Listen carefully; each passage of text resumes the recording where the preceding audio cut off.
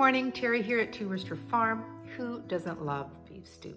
I love beef stew. I grew up eating beef stew. My mom used to make it all the time.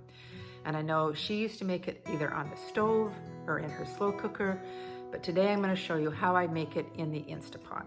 You can use this recipe in your slow cooker if you don't have an Instapot, but you're just going to be obviously having to cook it a lot longer to get the results that you would normally get from an Instapot. I can start my beef stew an hour before lunch, and at lunchtime we're eating really yummy beef stew. The meat is tender. It's just, I love the Instapot. So I know you're going to enjoy this recipe. Let's get started.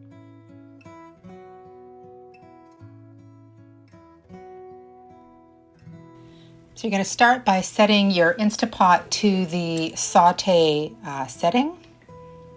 I think it ends up going for 30 minutes. You won't need 30 minutes. And just put a couple tablespoons of oil, and then you're just going to chop your meat.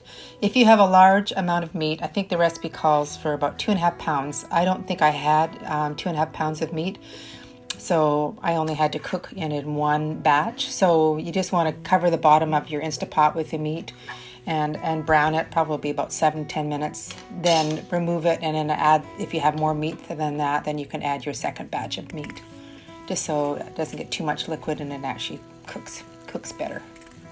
Here we are, browning it a bit.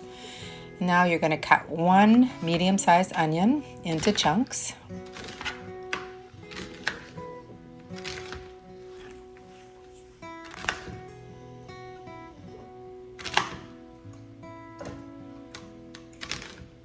You're not going to add it to your Instapot just yet. You're just going to cut it and put it into a container.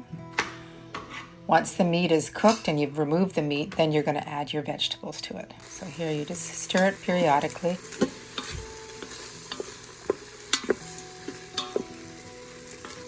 You need 2 garlic cloves minced.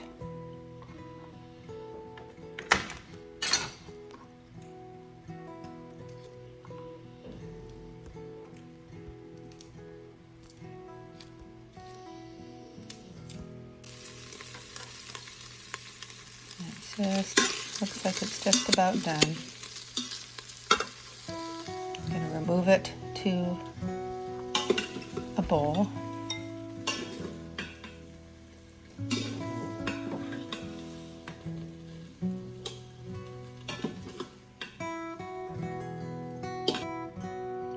And then you're going to add your onions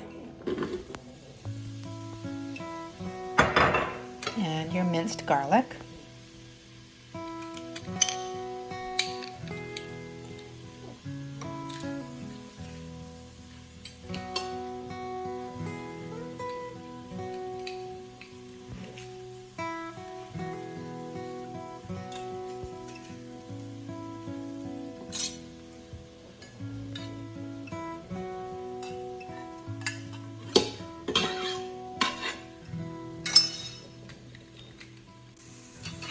Give it a stir. Try and get all the little brown bits off. You can add a little bit of water if you want, just to get all the little drippings and things off. And then you're going to add your 1.5 teaspoons salt and 1/2 teaspoon pepper. And you're just going to cook this for about 3 to 4 minutes. And then just continue to cut your vegetables.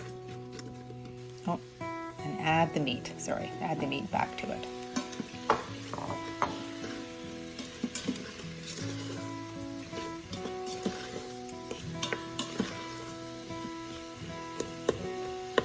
Trying to break the onions up there a bit. Carrots from my garden. I still have quite a few out there. So it calls for 3 medium carrots, but obviously these aren't medium carrots, so I'm just going to use what I think is about 3 medium carrots. It's nothing like garden carrots. And 3 Yukon Gold potatoes. You just need to peel them and then cut them into chunks.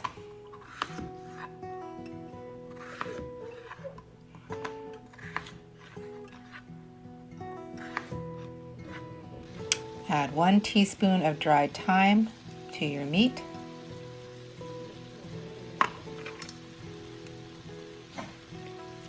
1 tablespoon of tomato paste.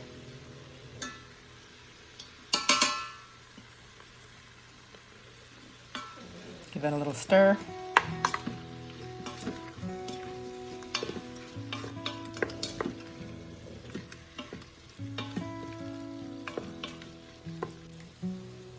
You're going to add 2 tablespoons of Worcestershire sauce.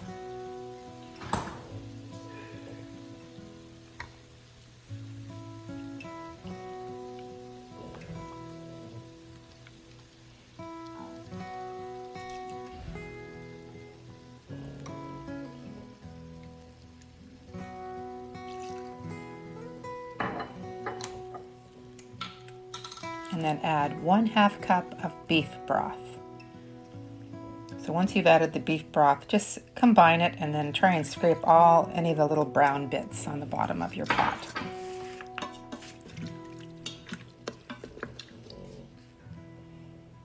Add all your vegetables and stir to combine. Once you're ready, once you've done that, you're going to be turning your pressure, your canner, your Instapot canner on to high pressure. Let your pressure cook for 25 minutes. Make sure that the valve is set to seal. Don't have it pushed down because you want it to be able to vent. So just click it on. Sorry, just put the lid on, sorry. And you're going to turn it up to the pressure cook setting. The pressure cook setting, the number that comes up is 25, and it just happens to be the amount of time that we need to cook it for. So you can just push that. I was unsure here a bit, so I did actually push it again and just turn it just to make sure. Yeah, okay, good, it's 25 minutes. And then push start. It takes about 7 to 10 minutes to come up to pressure, and you'll be able to see it on the little gauge there. And once it's 25 minutes is done, you're going to let it naturally release for 10 minutes. So let it release on its own for 10 minutes, set the timer. And once it's 10 minutes, then you're going to release the pressure. And here I am, it's been 10 minutes, and now I'm going to push the little vent down and release the pressure. And you're going to make sure you just don't open it up until this little vent here drops down, and then you know that all the pressure is gone and it's safe to open up.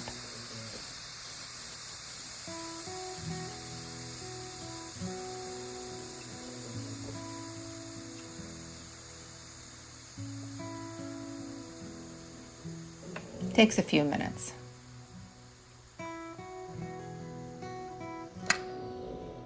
There we go, it's dropped down and it's safe to open. Just make sure you lift the lid away from you so you don't get the hot steam. Yum, everything is nice and cooked and tender. Just a little bit of juice, not a lot. So I just got a slurry of cornstarch and water and just added it to the pot just to give it a little bit of thicker gravy and not so runny. You can add turnip if you like, and you can add peas at this time and cook them, whatever you want to add to your beef stew. I just use what I happen to have on hand.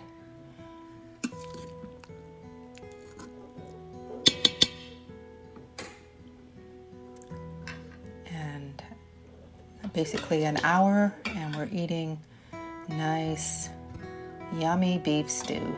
Tender meat. Really good.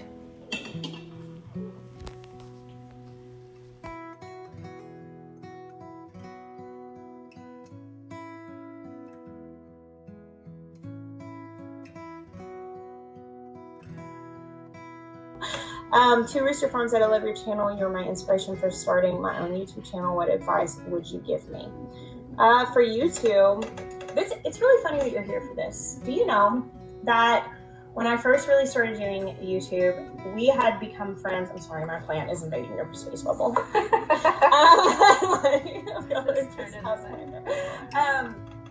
We become friends on Instagram, and I remember talking to Bri And she said two things. She gave me some advice on thumbnails, because that's something I was struggling on. And you said, just make it beautiful like you would your Instagram feed. And that's what I've always done. I've always just gotten a picture and just made it beautiful. And then she said, just make sure that you're honest. She was like, just be honest. And if you're honest, you'll always be able to do this. But if you take on the idea of trying to like put, basically make it something that you're not, you'll burn out. And it was just like, just stay honest. And I was like, okay, I can do that. And I've always used that as like I've always used that as kind of a guideline, and it really was very good advice for us. Genuinely stay honest. If you don't know about something, just say, I don't know about this. Like, if you have an opinion about something, just share, this is my opinion. And like, there are areas, honestly, here's the thing.